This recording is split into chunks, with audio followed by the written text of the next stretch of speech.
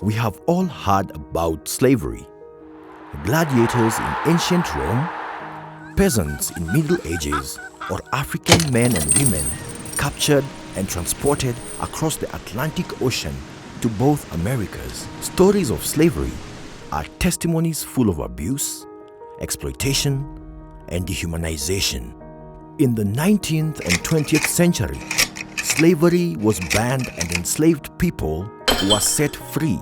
But when humanity celebrated its victory over one of the biggest violations of human rights, we realized slavery did not end.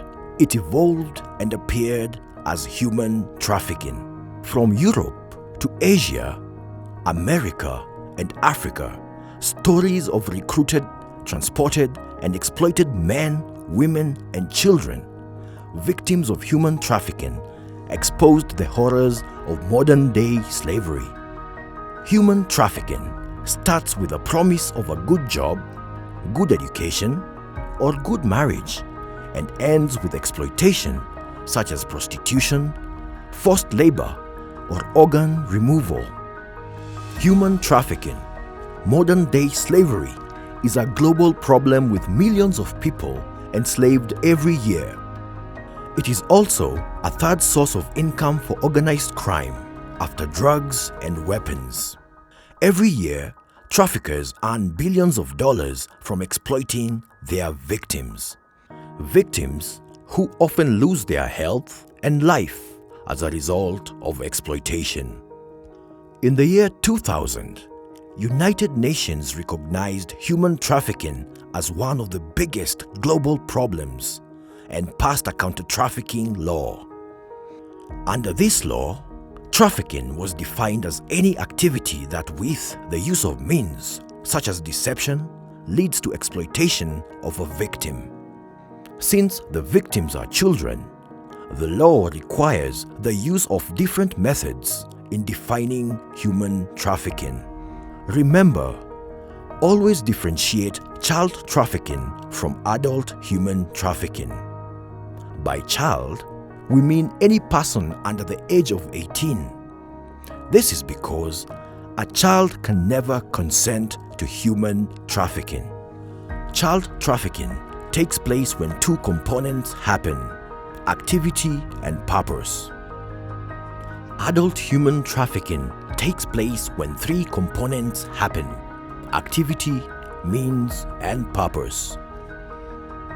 The difference is the second component called means. Means manipulates the consent, and since the child cannot consent to trafficking, means is not applicable. However, in adults, means is used to manipulate their consent.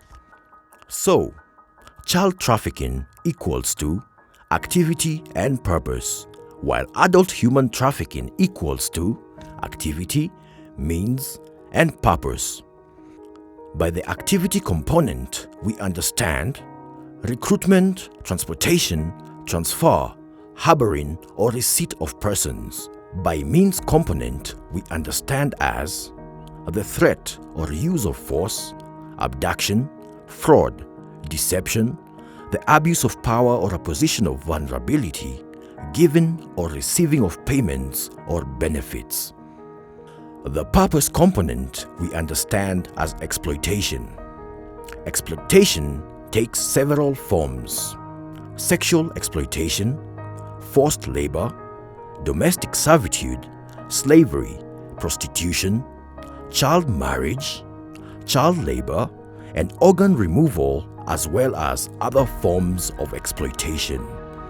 Human trafficking is a crime where the trafficker is a criminal and the person subjected to it is a victim.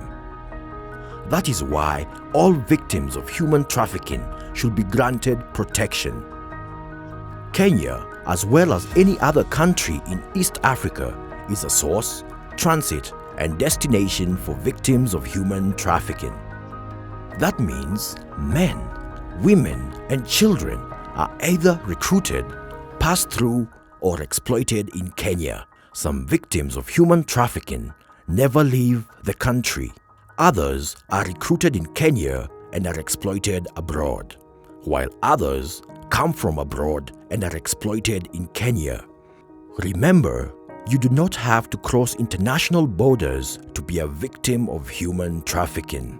The most common forms of exploitation in Kenya are domestic labor, child marriage, prostitution, forced labor in farms, fisheries, and begging. Who can be a victim of human trafficking in Kenya? Anyone. So always be watchful and remember, human trafficking is a crime. Let's work together to fight human trafficking.